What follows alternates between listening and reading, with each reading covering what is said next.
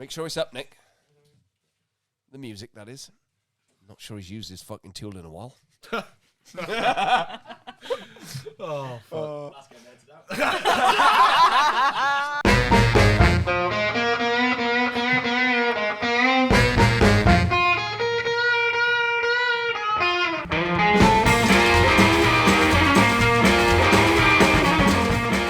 Well, here we are for episode 8 of the Willpower Weightlifting Podcast.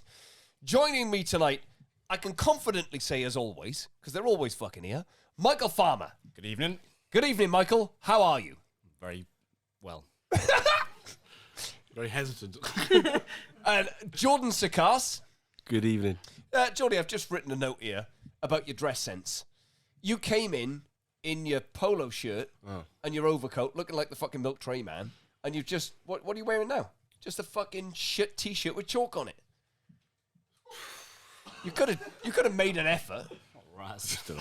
Like, Michael's put his fucking Cardiff City fucking shirt on. Some sort of like football. What is that called? What do they call those shirts? Polo shirts, isn't it? Yeah, like a little polo shirt on. You've downdressed. Right, half-time. Are we having a half-time? Yeah, I'll put the polo neck back on. All right. There we are, job done. Should have done it first time. Captain, how are you? Very well, thank you. Great. How's training been this week? Very, very good. Yeah? Very good. Very consistent. I would agree. I think so. Body's doing well. Yeah. We'll cover training in a second. We've got a full show tonight, or whenever you watch this, viewer. This episode is going out on the 1st of October, 4 days before my birthday. And I'll be 49, even though I don't look it. Hey. Nick, never ask for fucking a response, for fuck's sake. 49. 49, yep. I've had the key to the door for many years. As usual, we will cover gym training being the first subject. Captain, you've just said your training is going well. Your legs are good. Yeah. The body's functioning. Yeah. You're on program. You're back on ledges. Yeah. Happy as fuck. Yes, I am. Right. Okay, what are we focusing on? Strength. Yes. And making sure I can squat without pain. Right. So now your body's in good order. We are looking to push up the strength. That's the main thing, in the isn't squats and the pulls, and we're going to do an amount of snatch, clean, and jerk that will allow us to give a bias to strength training. Yeah. And carry on. Yeah, how's that feeling? Really good. Yeah. Yeah, very happy. Very happy. Keep them happy. That's important. Jordy, we're going to come to the competitions bit in a bit. How's your training going? Very well. I've been doing training. It's not really been that significant, is it? But it's been very good, honest training. A lot of squatting, a lot more squatting than... Why are we doing more squats? Well, so we've set up a good foundation through barefoot squatting, etc. And now we're at a point where I'm using my legs properly in the squat. Pain-free.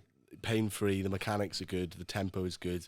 And we know now that we can express good volume at weights that we've never done before in the squat. And in the last competition of the British, I expressed PBs without any squat strength. So now we're focusing heavily on the squat. The lifting will take care of itself with the hope of finding new sports performance with that. We sort of, the British pre-cycle, the competition cycle for the British, we sort of went heavy on lifts, and we had to adapt the squats depending on how the knees felt each week, really. Mm-hmm. This time, we know we've got more confidence in the knees themselves, so we're flipping it back over, where we're just building up the squat strength. You did a 250 squat a few weeks ago, which looked very, very accomplished. Yeah, so I think the legs are now at a point where I could express 270 to 275 on the squat at any given point. We're going to be tapping that fucking vein. Yeah. But it's been pull focus as well, so the snatch pulls have been up at 170s and 180s, and you know these are numbers that I haven't previously expressed during any sort of training, so it's nice to now go into a competition with, although not as much of a lifting emphasis, confidence in my leg strength. Although you snatched 137 this week and clean and jerk 170, I would suggest that you're like, that's very close to your best pre-competition numbers. Yeah, isn't it? Yeah, and that's the most qualified I've ever hit, 137. Notwithstanding, we're only doing 4 sessions, So we're not doing 6 sessions as we ordinarily would do. We're down to 4 because of the recovery protocols and such. So we're in a good shape, given the fact that we've got a very limited container of which to put the training in. Yeah, so last Wednesday we hit 5 doubles on the snatch at 130. So we're populating the 90%. Correct. With a lot of dense volume, or a lot more volume than I've been able to do in the past. I think 130 used to be a express 3 singles at it this time out from comp, whereas now it's right, we'll hit 5 doubles, and if we want to take a down day on the snatch, we'll hit 120 for doubles, whereas before that would have been a working set. Yeah. It don't help when fucking numbnuts is lifting 120 for doubles now. Cause We'll cover that now. Michael, how's your training? Yeah, it's been banging. Banging! Like the fucking tunes in the fucking basement. Banging. Banging. Banging. My best ever training cycle of load, intensity, volume. Actual weight. Yeah, it's body weight as well. Yeah. Everything is just, it's coming at the right time. Yeah. What are we, 9 months away from the games as well? Yeah. And we're still on the rise. We are on the not slowing rise. down. You've just hit puberty. It's like we're on the rise. You're fucking Captain Twinkette. Like you're fucking doing it. You've hit a 130 snatch in training. 130, yeah. You've hit 120 double snatches. Yeah. You've hit a 160 clean this evening. Yeah. And a 158 clean and jerk. Yeah. Fucking hell. Numbers. It's alright, isn't it? And your squat's gone up 180 trebles. for 4 threes. Yeah, like nothing, which is, for me, I've always lacked a squat, if anything.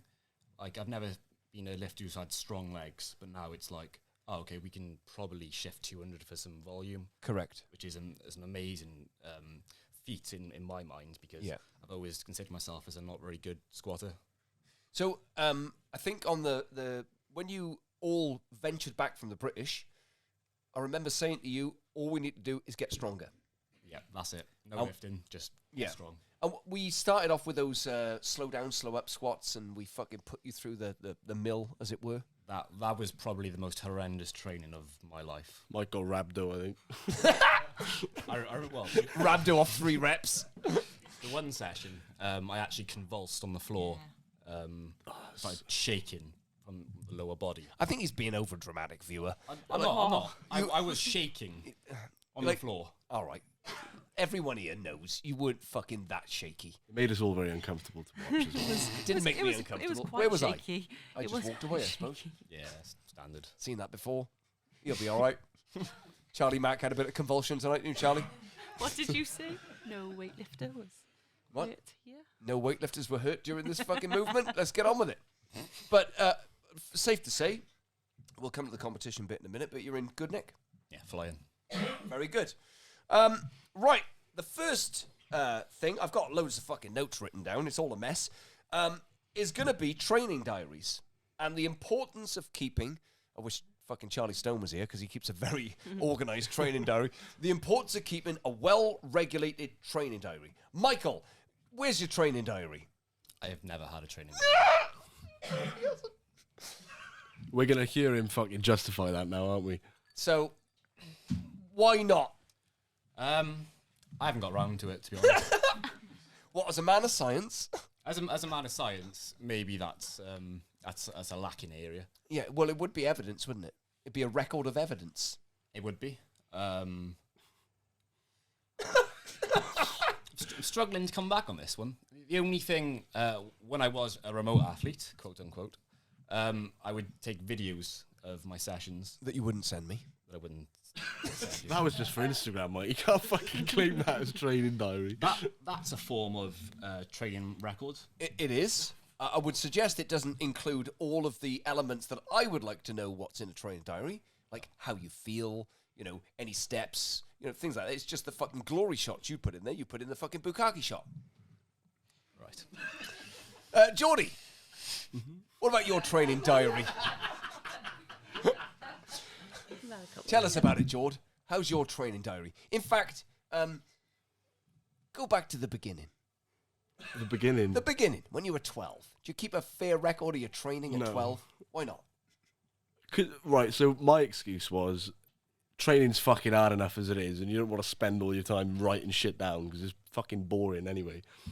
But then I soon realised, well, actually, I didn't soon realise. Soon realise? 8 years in, Correct. thought, everyone's writing shit down, yeah, and I'm just sat here fucking waiting for the next set. So I thought, well, maybe I'll give it a go. Gave it a go, failed. Gave it another go, failed. And now I'm in a habit of doing it. And I mainly do it so that, you know, you got your fucking day and you write your sessions. And then there's a big gap at the bottom. And my way of, the reason why I do it, the main reason is I want to fill that whole session. And if that means I've got to do 6 accessories to get a dense day, it just encourages me to do a lot after training as well.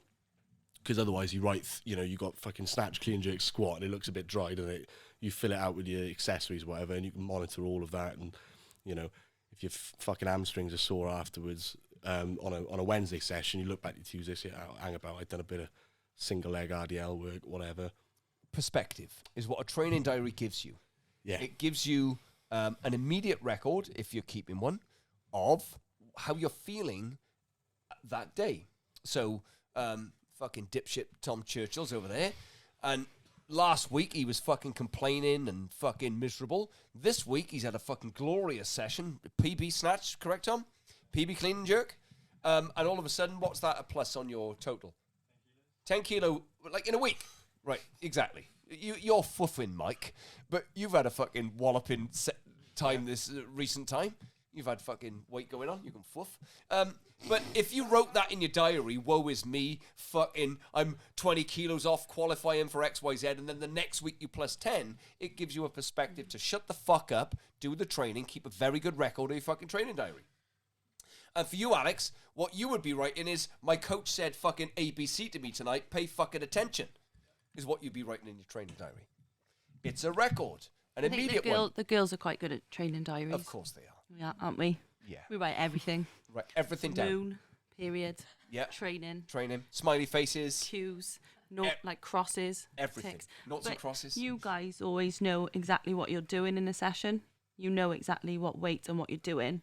Whereas me and Liv, I don't know about Meg, I can look at it 10 times and I won't remember. But you know exactly what you're doing, and there's the difference. You've got like 12 sets of whatever, and I've got 3 singles. It's quite easy to keep along on that one. No. Well, I got 3 cleans, and I'm done. It's experience. I think you know exactly what you're doing, whereas I need to look at a piece of paper and see what I'm doing. So I even print it out. You too, yeah. she does. I've saw me ledger printed. I'm like, the fucking hell, it's been ripped out me fucking thing. But it gives you a emotional record of how you felt at that moment in time. It also accounts for things like sorenesses, back soreness, knee soreness, fatigue. You should keep a very extensive record of all the sensations, because there's the sensations that you are able to manage over many training years gives you an idea of how you felt. Like, for example, if you have a tight knee or a tight back, or the wrist is playing up or whatever it is, Liam, you with your fucking little shoulder wrist thing, like that is a reoccurring thing that we need to manage at this competition stage, but you keep a fucking note of it. So when you come back in for a review, you say, just a reminder, this is what I felt at this point. And then, you know, I remember a lot, but I can't remember everything. And plus, it's very difficult for your coaches at home to know all of your sensations about how you felt. About, I think Ben was fucking slow as fuck tonight, but we want him in that place because we know he's going to come out of that. But what I need is feeling slow. You know, you pulled a fucking 120 clean that you nearly caught tonight. You hit a PB clean tonight, but the speed wasn't there. His snatches were off and his jerks were off, which just tells us that his taper is going to give him that capacity when it's competition day in 2 weeks' time or whatever it is. But without them keeping a record, you're reliant upon your coach to keep a fucking record of every single thing that's going on, which is impossible. But there we are. And then going back to what you said about perspective, if then the next time Ben's going for a competition and he's diving under 120 and it's not hitting for him and he's low and he's thinking, fucking hell, you know, I'm 2 weeks from competition and these weights aren't going, he can reflect back on his last training cycle towards the competition and say, no, this is completely normal. Correct. And this is exactly what's supposed to happen. Like, imagine we were able to predict that by session 8 to 10 you'd feel shit, Jord? Like, just imagine a world where we could predict that. We've talked about this.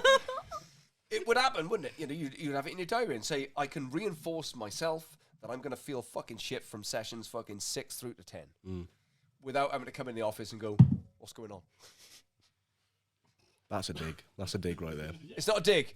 It's an experience that I've had for 10 years. Almost every fucking 3 to 4 weeks at the fucking down point as he fucking taps the fucking thing, in he comes. But it's part of the sport, isn't it? It is. It's part of our journey. And we will look back. You know, if I was able to control that every time, we wouldn't be able to sit at the dinner table 20 years from now and be like, oh, those were the fucking days. We even know that time now. Yeah, everyone knows We it. know that time now. That's right. If we learnt this week, viewer, that Liam's actually blind. Now, that came to a shock to the whole gym.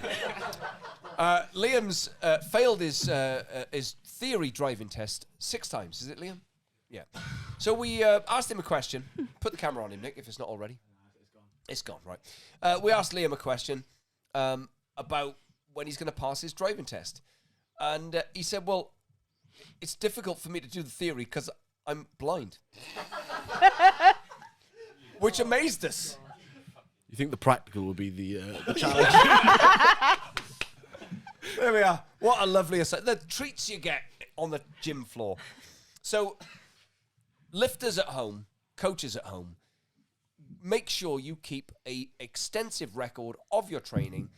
It can be a little yearly notebook, little one like that. It can be whatever you want, but it can be on your phone. It doesn't make any difference. But keep notes of your training, of your mood, of how you feel, your fatigue, your sorenesses, the successes, the steps, all of the standards that you're building into your training, and then allow that to accumulate over the years. So this is a record of your training. Now, imagine if you kept a fucking yearly training diary for the fucking 10 years. You'd have a record of it. When you retire, you can fucking sit there, put your fucking son or your grandchild on your knee and just fucking bounce up and say, yeah, fucking look at this day. This is a fucking great day. At fucking 137 and 170 fucking, whoa, fucking great day that was before I went to Finland. I'd probably sell it to the eyes bit. £10.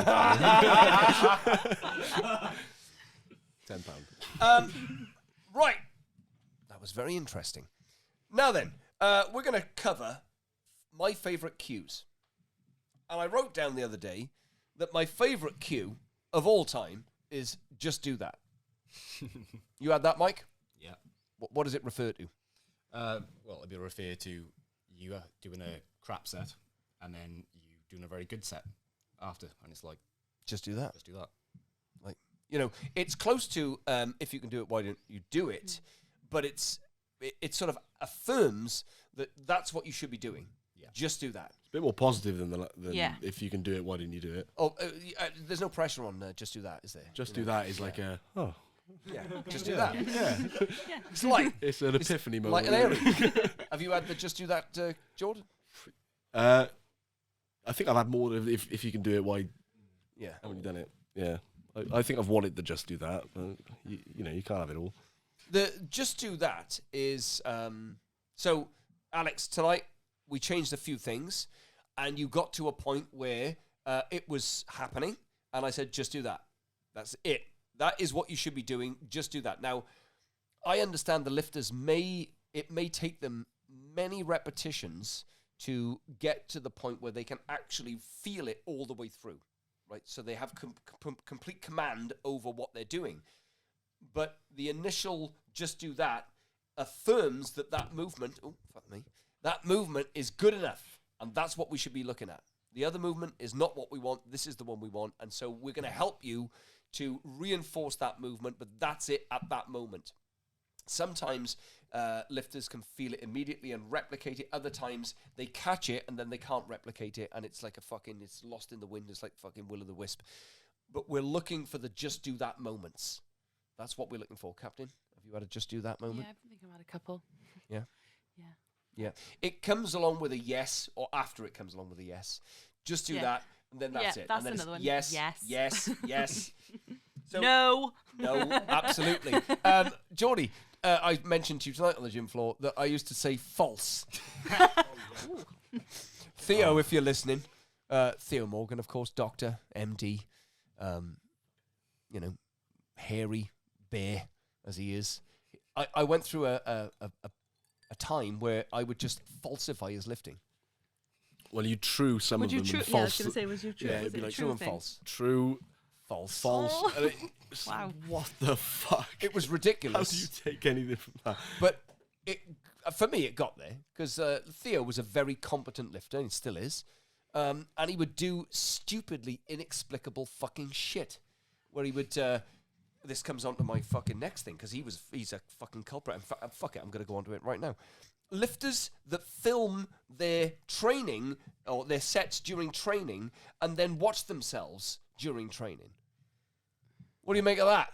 I hate that. You're fucking filming yourself during training, and then you watch yourself during training, like you can fucking make a difference to what you're doing because you're watching yourself. Yeah. That would make me ridiculous. worse. What's your fucking coach there for? Okay, but even if you're a lone lifter, and you go back and you watch it, what do you think's going to happen? You're going to fucking add a load of fucking shit on the shit. And you're going to... nothing's going to happen. You've got to feel the lift. So you could feel that it was balanced and fast and dynamic and stable, and then you watch it back and go, oh, it wasn't any of those things. I better fucking over-influence this one thing. And then you end up cascading your technique over a fucking precipice, and it's just a fucking pile of shit. Michael, you ever filmed and watched? I have. But I feel like when you do... Is this to add into your training diary at a later date, is it? TBC. When I was training remotely, I felt like I had to film my lifts, but I used to review them of an evening rather than review them within a session. That's and different. Make changes. That is different. I used to like to sit down and have my dinner and just review my sessions. That's slightly different. That's not inter-training reviewing. I'm talking about specifically lifters who film it, they pick the phone up, they watch it, they scrubbing it back and fucking forth. Like, I don't know what it is. Well, here's another thing. If you're reviewing your lift, you're not emotionally preparing yourself for the next one. I would fucking agree with that. You're invested in the previous, aren't you? You're invested in the past, and you're not thinking of how I can intrinsically influence this next lift. You're thinking, my arms bent too much on that, and my toes came up, and you're looking at all of the peripheral, The visual externals. The visual externals, Yeah. exactly. And it's like, well, what should you be pushing for? You should be pushing for balance and tempo and timing and all of these things that you can influence. Yeah. And if you're in working set territory, you should be emotionally preparing yourself for the next lift. Correct. Like, if you have the time to fucking trot over the other side of the gym, put your phone down, press the play button, waltz back, come back, prepare your lift, fucking make your lift, whatever it is, whether it's good, bad, or indifferent, go back to your phone, come back, fucking scrub the fucking blah-de-blah, look at it and go, oh, yeah, I need to do that and fucking do this and do that and the other. Waltz back over, plop your fucking... what the fuck is that? That's not training. That is not training, viewer. Training with people who do that is fucking killer as well, because you're setting up for a lift and you can see someone on their blower opposite them. Can't do it. And you think you're more invested in your own fucking previous set than my. You're not thinking. You're not at the moment. You're not there. You're not present, are you? You're submerged in your mobile device. Let's say you make ordinarily like 30 lifts in a session, and you're reviewing every fucking lift, every snatch, every clean and jerk, every squat.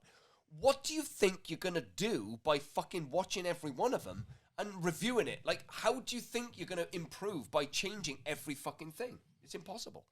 It doesn't make any sense. And we're experienced. We can say that confidently. Thank you. We know the fucking game. You just get in the gym, you do snatch, clean and jerk, you fucking squat, you get strong, and you wait 5 years. Like fucking Tom. He's waited a week and he's put fucking 10 kilos on. I didn't see you open your phone and fucking film your lift and fucking watch it tonight, Tom. Did you? I put it down and then I left it playing and then I just ended it after I did that. Tom trains alone. Oh, Tom. Well, that's not bad. He's filming it. He's Yeah, filming it it. for the record. Filming it for the Instagrams. Do you have an Instagram account, Tom? Yeah. Do you put your lifts on there? He does, yeah. He's popular. He likes classic rock as well, Tom. Didn't you, Tom? Classic rock. Yeah. What's your tune? Give me a tune. Have a think about it. I'll come back to you. What is it? Who? Brighton Rock. Queen. Oh, right, Queen. Right. Okay. Band first, song second. Right, great. So that protocol, if we can call it that, we'll come on to Orion protocol later, viewer. That protocol of filming yourself and watching yourself, you're in a cul-de-sac. You must get out of it. If you don't have a coach, find a fucker. And if you do have a coach, listen to the fucker and fucking do what they say. And then fucking follow it until you don't believe them, and then fuck off and find a different one. And the evidence is you improve, or you don't improve, or you're injured, or you're not injured, right? Your body will tell you, and your results will tell you. What's the time, Nick? How far are we in? Half hour. I think it's time for medieval minutes. Right, I'm going to fucking call STONEHEWER. My wife's just sent me a photograph. I'm not going to fucking tell you what that is. Right, STONEHEWER. I don't know why she did that. Right, let's call him. Jordy's auntie, by the way. Not by blood. Hello. STONEHEWER! Hello, can you hear me? Whoa. Hang on, STONEHEWER. There's no reverb this week, so that's a fix. But you're just breaking up there. I've changed location. 1 second. Where are you? How's that? Perfect. Where are you? I'm upstairs today. Oh, yeah. Right. I'm in the office. You're in the office. Yeah. Right. Great. Well, it's the sound. The acoustics are far better in the office, STONEHEWER. Are you in medieval dress? I'm sat in chainmail. You're just going to have to take my word for it. Right. I'd like you to take a photograph after this call has ended, and then send it to us, because we're going to put your fucking chainmail face up in the post edits. Right, let's do it. Sounds good. STONEHEWER, how's your training been this week? It's been good. It's been good. We've been going quite heavy, quite sore knees, but yeah, really good all in all. What are you going heavy for? Are you in competition prep? We are in competition prep. We're doing an in-house competition in 2 weeks. Fair enough. So we're almost there. Right, okay. And so your previous best lifts, which were here at the Willpower, were what? Yeah. 94 and 120. Yeah. And what are you going for this time? Oh, it's going to be over 100 on a snatch. Ooh. And 125 on a clean and jerk. I mean, training's going well, so we're looking good for it. Fucking hell, STONEHEWER, you are confident. Have you put body weight on? about 6 kilograms. Oh, that yeah, that's his confident. What weight category are you now, STONEHEWER? Yeah. 96. When I came to Willpower, I weighed 91, and now I'm sat at the top of 96. So big shout out to Ben and Jerry's helping me get there. Right, STONEHEWER, you have reminded me to write something filling your weight category. We're going to discuss that in a second. We've got a few lifters who are underweight. Fill in your weight category. Right, STONEHEWER. So last time you did a splendid job with the stones of Iceland, or wherever the fuck it was, where you have the, was it the pathetic man, the fucking real man, the actual man, and all that sort of stuff. And then a full man, that's it. Yeah, fucking, that's the hammer. Especially in this age. Right, STONEHEWER, you know the drill now. Tiberius is going to play the music. When the music stops, Captain, get your fucking... We're not going to even go to the Rolex. Right, Jordy, can you not have a chronograph or anything? That's fucking dear. That's top whack, that. Top whack. What's a chrono? How much is a chrono? 20 odd grand. 20 grand. I think we'll stick to the phone. Right, STONEHEWER, the timer's on. You have a minute after the music stops. Go for it. Okay.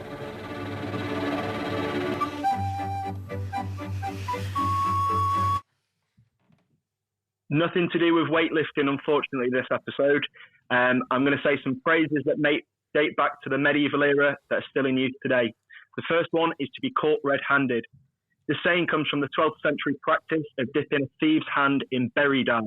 The dye would soak into the skin and it'd stay in the hand for several weeks. It'd be well known to everyone that saw the hand that the person had been convicted of thievery. Number 2 is to be taken with a pinch of salt. The oldest saying on this list, originally written about in 77 AD, it was thought that a grain of salt would help aid digestion and could be used as an effective antidote to any poison.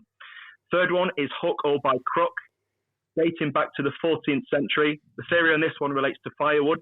It's said that a peasant can take all the wood that they want from a lord's tree using only a bill hook or a shepherd's crook. And lastly, pay through the nose, an Anglo-Saxon saying meant to inspire people to pay their debts on time, or else they'd pay with blood from their nose. Used today to describe paying too much. Cut him off!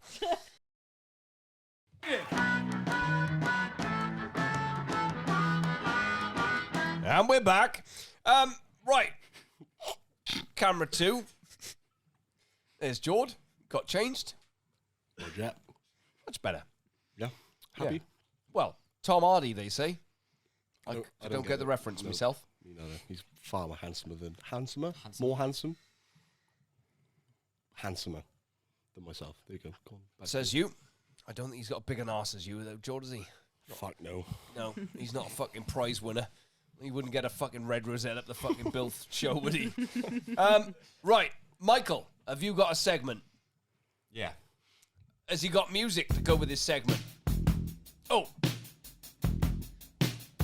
Staple, man. Eagles. I did say to Mike that we should get some, the band on the run. Yeah. We need a few more classics in. Right, Mike, what you got for us? So, it's a segment with me and Jordan. What, double, that's fucking duo. And it's going to be on training kit. Training kit. Training kit. Prestige worldwide. I'm fucking lost. So, I think we'll start with shoes. Yeah. Shoes, yeah. Go on, Mike. So, shoes don't make you impressive. Shoes don't make you any better. Buying a new pair of weightlifting shoes, it don't matter. Like, you see all these people on Instagram gagging for a new pair of custom ROM 69 or bloody, I don't know, Adidas 2006 shoes. It's just a pair of bloody shoes. Like, I bought a new pair of shoes last week because mine fell apart. I forgot they were in my house. What shoes do you wear, Mike? I don't even notice. I now have ROM 4s, which I forgot I bought. Right. I think the point is, you know, wearing a pair of Antas ain't going to make you lift like a Chinese man. Wearing a pair of what? Antas. They're like the Antas? Chinese shoes. There are a lot of boys and girls who are very sort of kit savvy. They want the best shoes and all that sort of thing. It's like, chill out. And, you know, wearing a pair of tights that have got loads of holes in it don't make you a good lifter either. Mate, I know for a fact there'll be people on this earth who make holes in their tight to look cool, look vintage. I can't believe that, Michael. Jen, you Jen? win. Jen? Jen win. Lovely woman. What? People will make a hole in their tights? You know, it's like, I keep the bar close. Yeah, we all fucking keep the bar close. Get on with it. Right, so there's shoes. Yeah. People invest a lot in shoes, and what you're saying is that the shoe doesn't necessarily influence the lifting to a great degree. Well, I think it's like, you know, if you want to get a pair of ROMs, get a pair of ROMs. Enjoy them. Don't, you know, make a song or dance about it. And if you're going to lift in Metcons, that don't make you a better weightlifter either. It's like, there's a lot of that about. You know, I lift in Metcons. What's a Metcon? It's a CrossFit. Imagine I don't know anything about fuck all here. It's not a lifter. Don't have to imagine. You know, it's like they say it's a half lifter, half trainer. Like a minimalist shoe. And who wears those shoes? Chris Speed, Chris Cock. Adam. And it's almost like a bit of a, I can lift in this. I don't need a lifter. Okay. There's a lot of that. Which is just like brilliant. Great. Lovely, Write a book lovely. about it. Lift it. Yeah. Okay. What's next? So you got the shoe. So people, shoes. is the shoe the most expensive garment of the attire? You'd hope so. All right. Well, is it? Well, someone might wear some. How much are your ROMs? A couple hundred, aren't they? Wow. No? No, 1050. I got robbed. hell. Yeah, I mean, the ROM 2s are quite dear now, but they're a discontinued shoe. They're actually gone up in value. God. What is the world coming to? They are. All right. So now there's a fucking second-hand market for weightlifting shoes. Yeah. I shit you not. Good. But also like leggings. Yeah. Like wearing £100 pair of virus leggings does not make you a better weightlifter. I do like virus leggings though. Yeah, they're cool. But like, it's not going to make you a better weightlifter. True. They look nice. Yeah, great. All right. Do they rip easy? Like, imagine spending £100 and then you put a fucking deliberate hole in. That's a little bit fucking Sad poor, world, isn't it? isn't it? It's a sad pair. So you got £200 for a fucking pair of shoes, £100 for a pair of leggings. What's next? We haven't even covered pants. Well, actually, that's a very good topic. Thank you, George. Certainly for the male listeners, because we've had this conversation the other day. Mike caught his phallus, Cock and balls. Yeah. During a power clean. Hang on, I didn't see this. When was this? When I heavy powers? Monday. Monday. 140 doubles, wasn't it? 40 doubles. You caught your fucking shrapnel, did you? Yeah, on 70 kilos. Oh. Fuck. Yeah, That's why I didn't notice. But that's 70 kilos of bar Not even paying attention. on your penis. It was a stinger. Right, so what you're saying, get a jock strap. Wear a tight pair of pants or a pair of briefs. Briefs. Training. We have training briefs, don't we? We do. Yeah, we do. Yeah, we had a Willpower insigniaed training brief. Soon available on the website, I presume. It can be. Viewer, if you want a pair of fucking Willpower training briefs, we'll make them available, don't you worry. Yeah, I got mine insigniated in a pair of Speedos.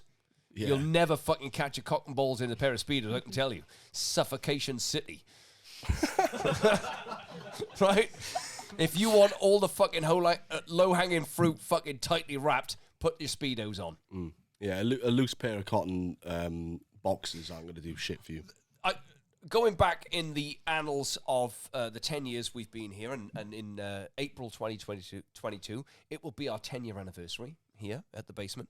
But the most prolific cock and ball fucking catcher, even though he wore a jockstrap, was Mongo. Mongo. Do you remember? Yeah. Every fucking session, Matthew Lilly would fucking catch his cock and balls in his fucking training. No doubt about it. Every fucking time. Wasn't it? And he had a fucking cock like a Coke can. Don't say anything. What's next? So you've got your fucking shoes, you got your leggings, and then you got your top. Or not. Yeah, the top. I mean, Sort of runs, it peters out a bit, doesn't the it? top is Superfluous. you can wear a wonderful top to train in, but 9 times out of 10 it's coming off before you've even put 70 on the bar. So you can wear anything really for the gents, and Some of the girls. Is this a female thing as well? Do you care about what you wear? Yeah, I think we care about what we wear. Leggings seem to be more important than shoes for females. Leggings, yeah, Like, yeah. I can't even keep up. What? They do for you, Liv. I suppose it depends on how tight think the fabric is going leggings to are- fucking stretch. Leggings and socks. Yeah, I was going to say Meg's very anal about the socks she Yeah, wears. leggings and socks. You're looking very smart these days, Meg, when you train. Yeah.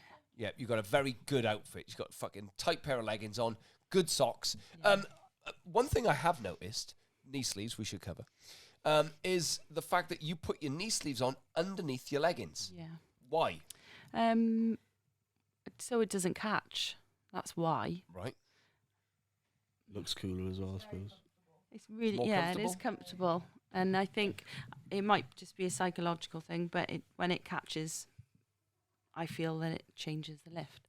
So underneath, it just feels better. How much time does it take you to put the knee sleeve on and then pull the leggings up? Putting them on underneath is okay. It's taking them off, Right. isn't it? Seems that it's an operation, isn't it? Yeah, but it does feel a lot better. Yeah. Quite often there's fucking pantied, semi-naked females fucking pulling up fucking knee sleeves and then pulling up their fucking Which trousers. is strange because we all always think, oh, when we do a competition and we're going to put a singlet on, we're going to notice this. And every time we do a competition, no one says anything about it. So but it does feel better. So we've got the shoe, the legging. A cheap legging's valid. What's the cheapest legging? Okay, Yeah. but do you can have split- cheap leggings, Captain? Yeah, I've got loads of cheap leggings. Do they last? Yeah. Right. Yeah, they Jordy? do. Yeah, well, I mean, I take other people's leggings. He's a fucking magpie, isn't he? A cheap pair of leggings probably get looser quicker. Right. Okay, Mike, with your twinky legs. What leggings do you wear, Mike? I got some Under Armour, Nike, Virus. Yeah. What I will throw in the ring, though, is joggers. I think joggers Joggers? should make a comeback. Whoa. Hang on. What? actual jogging pants, Yeah. loose-fitting trousers. Loose or tight? What, for training? Yeah, I think that's smart. How's your coach going to fucking watch the fucking bar path if you got loose garb on? Is that not hot? Donny did it. What do you mean Donny did it? Donny had a loose pair of trackies on. When? All tight. Oh, right, okay. Fucking strapped right up with fucking Yeah. bandage. knee bandages over Fucking the Donny top. would have the fucking... he'd have groin. the upper groin fucking bandage on. He'd have his fucking crap bandages on his knees. Like that. Those fucking tracksuit bottoms, I think they were some sort of like Eastern garb. They were fucking... Yeah. Ankle bashes when they... Yeah. Maybe you should do it, Mike. Bring it back. Yeah, I think it'd be banging, especially for winter. No? I don't know. I'll have to see, won't I? Right. You know, I like as much flesh as I can to see, to be honest. I like to fucking see flesh. See what's going on. I like to see muscles, not fucking clothes. It's nice to look the part when you're lifting. Am I contradicting everything I've just said? I think you are, Jordy. Yeah, Raz. that's great. We can contradict ourselves. It doesn't matter. It's our fucking show. So, you got your shoes, you got your fucking knee sleeves, in or out. You got your leggings, Yeah. cheap or expensive, doesn't matter. You've got your fucking training briefs, or whatever you girls Doesn't make a wear. difference to Doesn't make a girls, difference I for don't girls. think. No, doesn't. No, well, If it you, does. if you hit it, you hit it. Well, yeah, nothing's going to stop that, is it? And then you've got a top, which is optional. Wrists. Wrists. I do see a lot of people wearing wrist supports which don't cover their wrist joint. Right. And you're like, what's the point? What are you doing? I don't know. You're trying to look cool again. What do you wear, Mike? Do you wear wrist supports? I tape and wrist support because of wrist injuries in the past. Yeah. Jordy, what about you? I bear it now. I can go bareback. Go fucking raw dog in you. Goes fucking raw. Jordy goes raw. Nothing on it at all. Captain, Wrist wraps. wrist straps. Yeah. I used to wear fucking crep bandages around mine and fucking tape them. I like them because you can make them tighter. Yeah, fucking like that, like fucking old school fucking thing. And I would wear knee wraps. Yeah. Yeah, over Kevlar trousers. Yeah. You would wear joggers. Sometimes I would, but I mainly wore fucking And tight bandages? fitting. No, not bandages. Knee wraps. Wraps. I think. It's been a long time since I've lifted. It's been a long time since I've seen anybody wearing fucking knee wraps in the gym. That's very true. Not many people do these days. They all wear knee sleeves. What do you wear? Oh, you wear fucking crep bandages. You're a fucking old schooler. And did you get your own shoes made? Not made. Yeah. What do you got? I got some. You did. They're not made for me. They are. Here we go. This is it. You ask Nick a straight question, and he can't fucking answer it. What are they? They're called Moscas. They're from Poland. Moscas from Poland. Nick's the prime example of what Mike and I are talking about. Yeah. By the way, he'll buy these this sort of unique pair of shoes from Poland, like made of suede, and fucking wrap them up because he thinks he's cool. Just Right. So I'm going to make an analogy. Right. If you're a great guitar player, you can play great guitar on any fucking instrument. You don't need a fucking custom shop $5,000 fucking Eric Clapton special. true. Right. Same principle for lifting. Mike, I think you're going to snatch 125 in my pants and fucking shoeless, in my fucking work boots tonight. Yeah. Right. It doesn't make any difference. Great. Well, that's interesting. Now, I'm going to find me bearings because I've got a lot on me fucking plate here. What about thumb tape, Mike? Oh, that's a great one. Thank you. We've got quite an interesting point to make on thumb tape. It's not going to be interesting now. You just know Interesting that, for weightlifters who if want to you get better set at it up weightlifting. as it's going to be interesting. Go on, spill it. Right, so Mike said to me before the British, he felt a lot more connected to the bar when he didn't wear any thumb tape whatsoever. Concur. The sort of trade-off in that is you fucking rip your thumbs to shreds. Only if you've got fucking pathetic thumbs. I disagree. My thumbs are perfectly fine. No, they're not. They're like fucking half a thumb. Right. Like, that's a thumb. Get it on the camera, Nick. No, that's a finger. That's right? a finger That's coming a out. fucking thumb. So Right? That fucker wraps right over to my fucking little one. Fucking boom. There, done. Go on, try and do it yourself. Look at that. That's half. It's not even. It's like it can't go anywhere. Yeah. That's not a thumb. I'm growing my thumbnails out, so give me some time. But you don't have a thumb. You have you like show you put the camera on his little finger. Show his hands. Show his hands. Look how fucking deformed he is, right?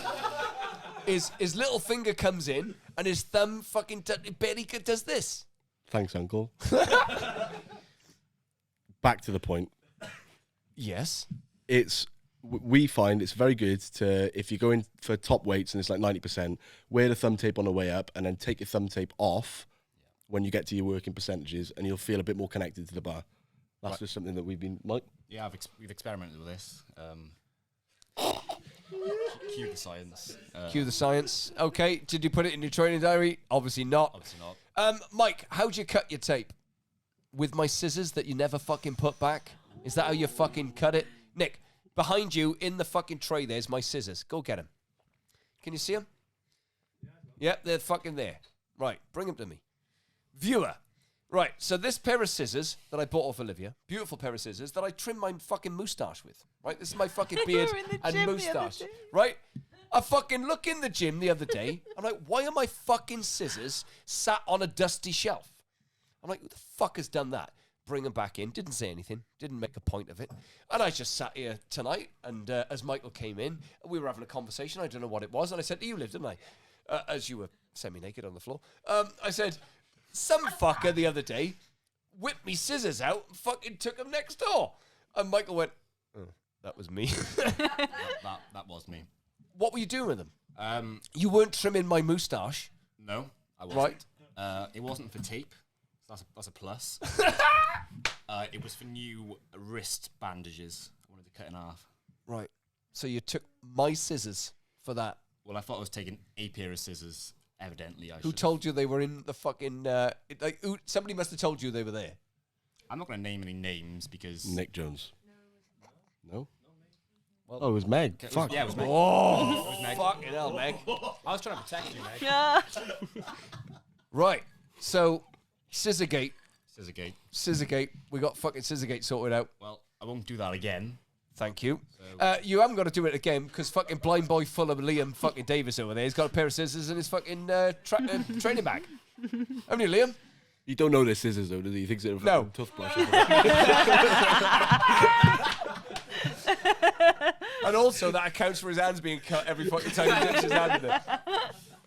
Well, thank you, boys. That was insights. That was great. Yeah. Thank you. Now, competition-wise, we have got some competitions coming up. Firstly is you pair flying off to fucking Lappiland in Finland for the European under-23s. Mm-hmm. Yeah. Right. Okay. So what's the game? Where is it? Finland. No, I know it's in Finland, but where in Finland? Is it Lapland? it's Lapland, yeah. Right, it is officially Lapland. You're staying in a very nice hotel. That's stunning. Very nice. Right, tell us a little bit about the comp.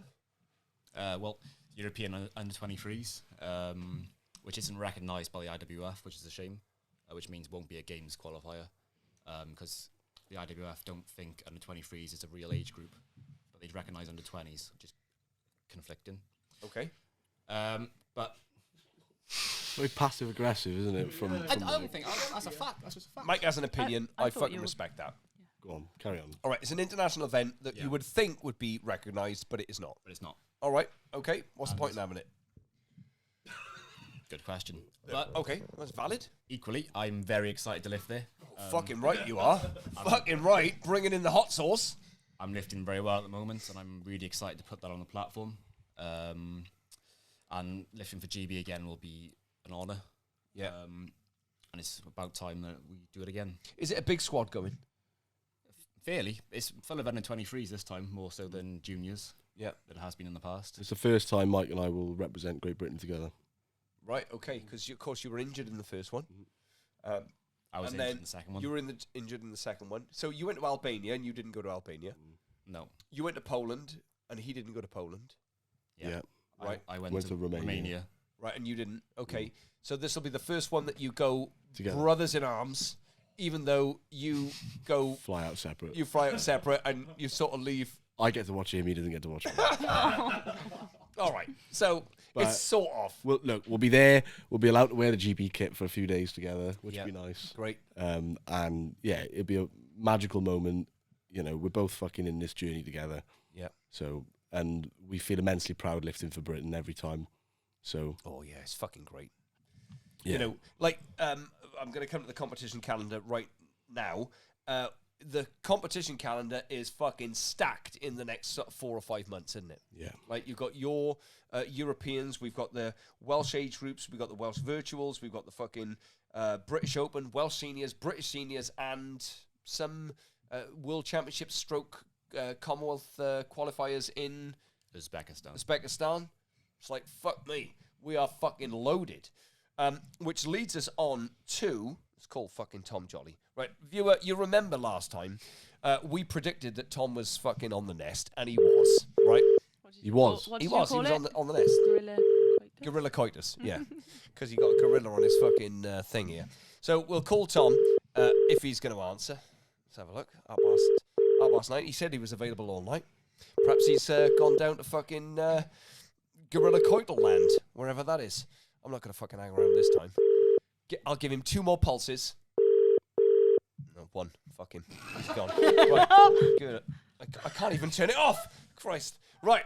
Fuck him. All right, Tom, you've had your chance. Now, Tom made a good point about prioritizing competitions in the training calendar. So here we have 5 competitions in a very condensed period of time. You can only prioritize one of those competitions, and so these 2 lifters we'll take as an example, and then we'll use another lifter as an example after. So your priority is different to your priority. Jordy's a fucking slow burner. We're going to have to bring him up. We're going to manage those knees, and we're going to have to add training sessions to your training. So your priority will be which competition? I would say the British would be the big one at the end of January. Concur. Also, Uzbekistan would be a very important marker as well. Yes. I think Uzbekistan is in December. December, yeah. So very close to each other, and it may well be that we get enough time to have built something that we say, yeah, okay, we'll have a peek at that one and have a go, see how we feel, see what the conditions of training are like, how your body's feeling, and so on and so forth. But you're right, like you are like put the 4.5 months away from me, 5 months away from me, and that's my peak. For you, Michael, is very different. Yeah, I think gonna make hay while the sun shines now. Oh yeah, we are fucking harvesting. Let's push. It's the festival. And then I feel like we go to Uzbekistan then and try and make my 3rd attempts my 2nd attempts. And then that's obviously massive progress. And then if we just carry that over to British, if we can increment that, then Yeah. I'll be very happy, and I should put me in a good place. You snatched 25 tonight, and you clean jerked 58 and clean 60. And I sort of said to you after the 25, I really don't know where you're going to open now. Like we sort of discussed your opener as 124, and now we're like, fuck, do we go 27? And do we take 30, and then do we take something else? Like, it just seems... Can you hear that? Yeah. Oh, I've dumped him out. Oh, you got rid of him? I didn't mean to do that. Right, Big thumb of yours. Fucking touche. Fucking love that kid. Right, let's call him. Tom, you there? Oh, hang on. I'm off Bluetooth now.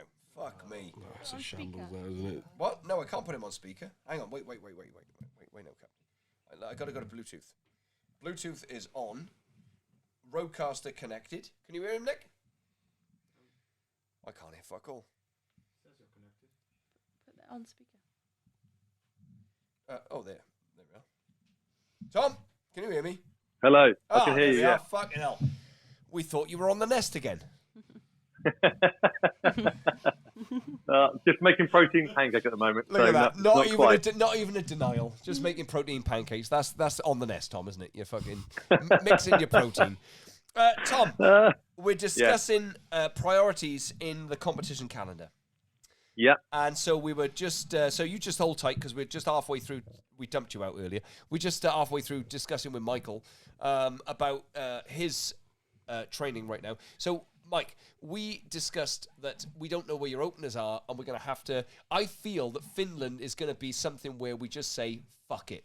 you go for it, because what you got to lose, it's not on the list of important competitions for you. No. You're fucking reaching a point where you can just fucking express anything you want, and I'm sort of very tempted to be at fucking 27 as your opener, so 30's your second attempt, and then fucking 33's your third.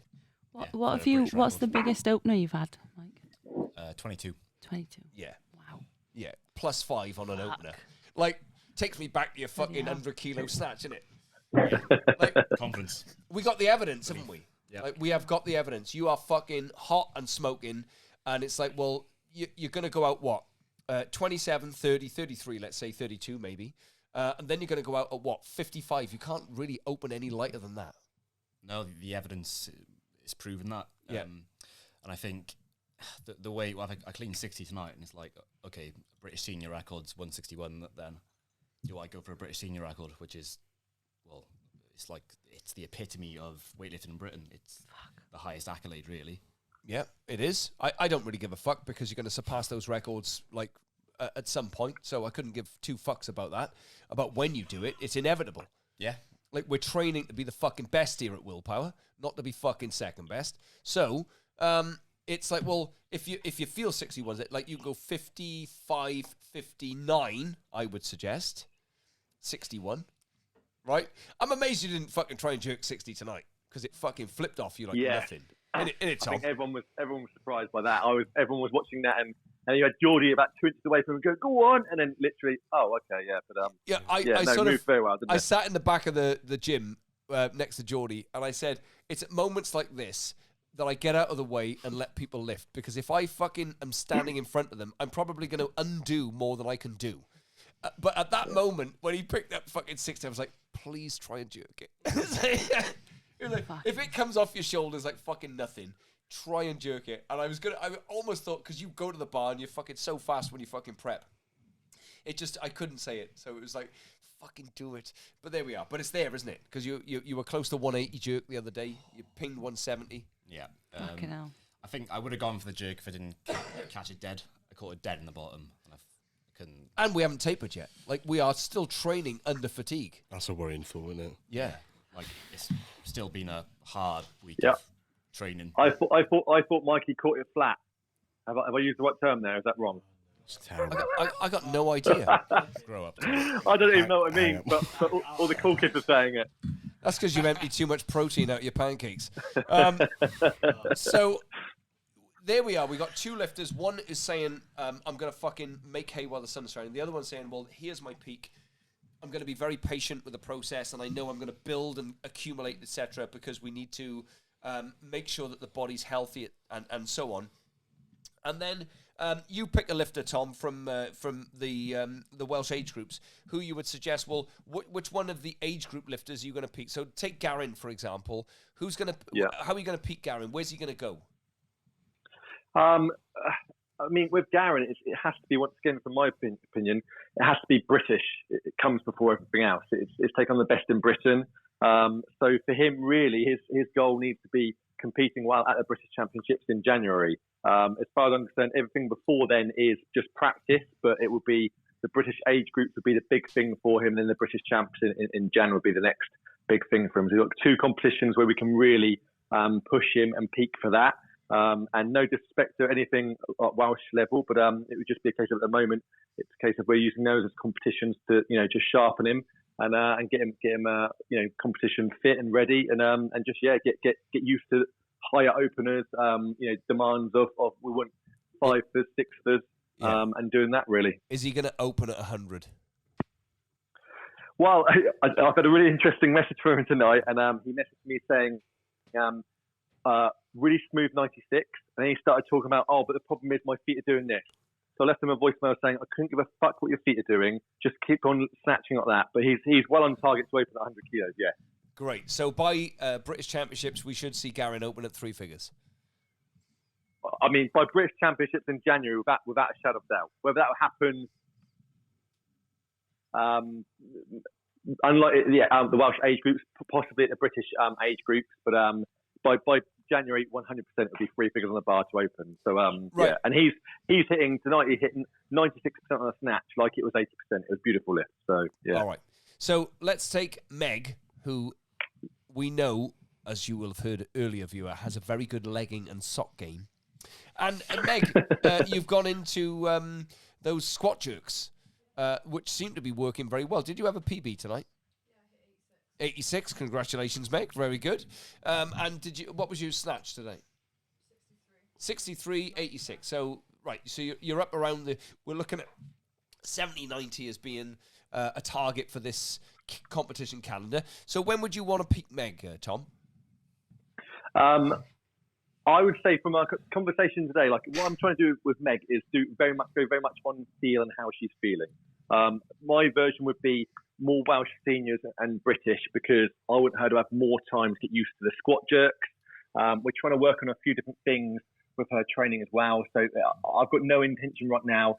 When we get on the platform, I want her to feel confident in the first few competitions, and then so we've got the Welsh seniors in December, and then for me it'll be the British after that. So there'll be the two competitions, just to give her more time to practice the squat jerks, to kind of go through a few things we're trying to work on in training, and just to feel more comfortable as well. So it's the next few competitions will be a case of let's get some 4 for 5 to 6 foot on the board, and go from there and build from that. But the first few comps, just really getting sharp again and building towards the end of the year.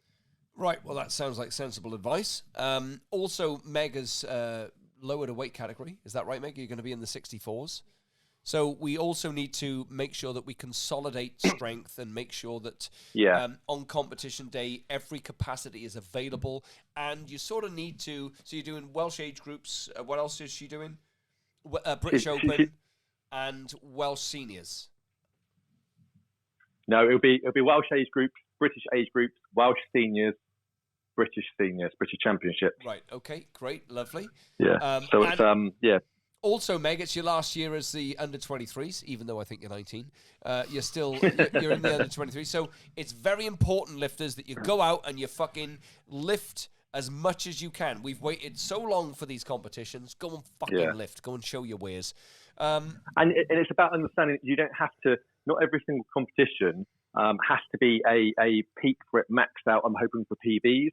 Some of it can just be a case of getting more and more used to hitting more lifts in a platform, in a competition environment, can't it? It doesn't have to be about, I've got 4 competitions in 3 months. It's okay, just relax about it. We have a big Friday, we work up to a heavy lift. It doesn't have to be a PB, and that's the approach you need to take to some competitions, because the more experience you get early on, the better it will be long term. It's getting used to a very different environment. Agreed. And I think, for you, Meg, you work at a fast pace, and if the competition's at a slow pace, that can sort of interrupt your flow. And that is something that you will have to practice.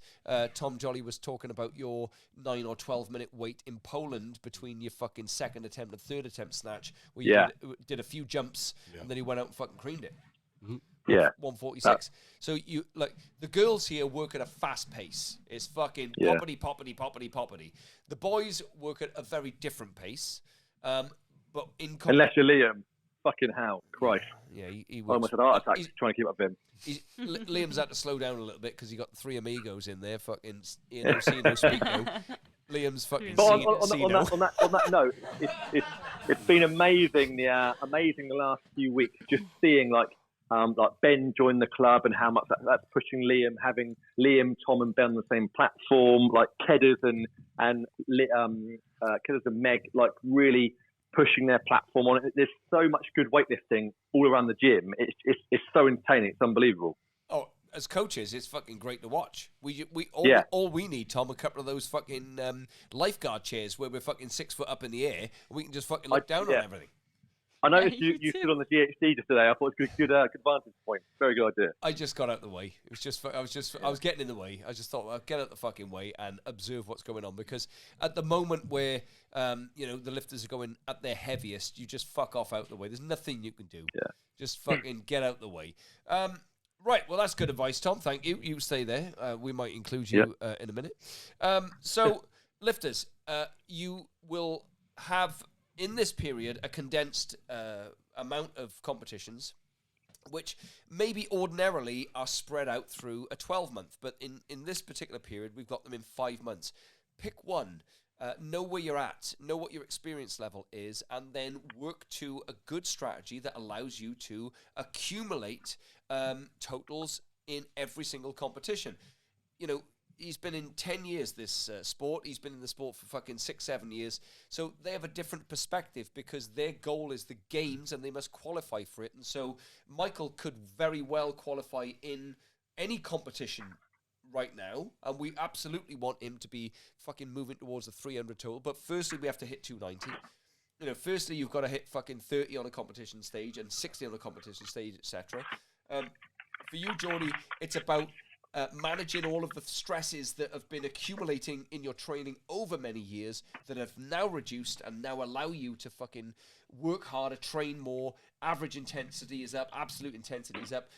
And then I want to see you training 6 fucking sessions a week and we're doing fucking snatch, clean and jerk, fucking front squat, back squat, pulls. That's what I want. Very specific. But if you're fucking 2 years in the sport, get out there and lift. And, like, forget the totals.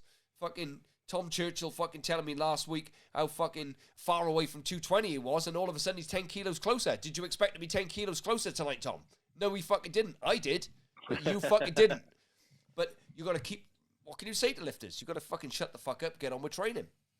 And I think when I you're... think, sorry to interrupt, but I think with that as well, if you look at someone like Jordy, rewind the clock back a few years ago, and an injury and not being able to train would completely rock him. And now, you know, once again, being in the game longer, the maturity level is there that actually he's very, very willing to take time out to understand more about his body, to rehab it, and then apply that, knowing that he's not going to suddenly forget how to snatch or clean jerk. I think the longer you're in it, yes, the total goes up, and you know you focus on different competitions, but just that maturity level changes and understanding more about who you are as a person, how it all works. You know, there's a massive shift in that as well. You got to know who you are as a lifter, and you only know that on competition day. Fuck training. Training gets you to competitions, and you get to fucking look in the mirror and know who you are in competitions. And that is so critical because the little things like how long you have to wait for the next lift, you know, if you miss a lift, how are you going to summon the fucking belief up? You know, Michael's talked about how he flagellates and self-deprecates himself with fucking abusive self-language. Okay, not my strategy, but it's his strategy and it works well for him. And it's everybody's got to learn that. You've got to fucking expose yourself to the competition and know that you can summon it when it fucking matters. Right. We're going to talk about Michael Farmer. I've got a little fucking note here. Michael Farmer lecturing young men who are non-twinks, by the way, about eating and filling their weight class. Michael, Ben, you're weighing 71, 72 kilos and you're a 73 lifter. Right. So I said, eat some fucking food. And you're like, well, I might weigh over. Michael, you were a lifter who weighed under. Jordy, do you remember fucking Malaysia? We couldn't fucking feed this prick enough food, could we? He would turn the food away. It's like a hamster. Yeah, it's like a fucking Anus Gerbil, wasn't he? Just fucking one you'd stick in your anus. Little tiny one. Oh. I thought that was like a fucking breed of gerbil. Not at all. Right. But Mike, you wouldn't eat. No, it's quite the irony now that I'm lecturing these young boys about got to bollock the food and how much of a difference it's making to me. Yeah. Because for the last, 4 years of my life, it's been the only element I feel I've been missing. Like, I recover well, I train well, I sleep well. It was the missing link in the chain. Yeah. And I don't feel I was invested my whole life and day around their nutrition and food. Yeah. Did you say you're going to work with Callum? Yeah, so I've been working with Callum for a few months now. Friend of the show. Hello, Callum. And get him on soon. Yeah, it's been tremendous, honestly. The difference it's made to me in training, recovery, as well as just a general human being. I feel like I'm a bigger person, both in you literally stature. are bigger. Yeah. Some press ups, son. Can we, for the record, just say that Michael's omitted his press ups now from his post training routine? Yeah, press ups are gone. They were bulking him out. He was just fucking putting on too much. Yeah, it was getting too heavy, wasn't it? Yeah. Too much chest. Too much chest.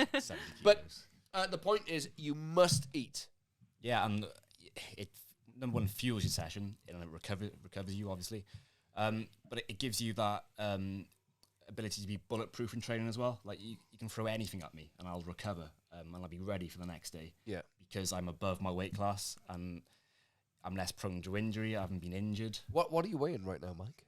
Well, right now, Yeah. I'm probably like 74.5 kilos. Fucking hell! Never thought I'd hear it.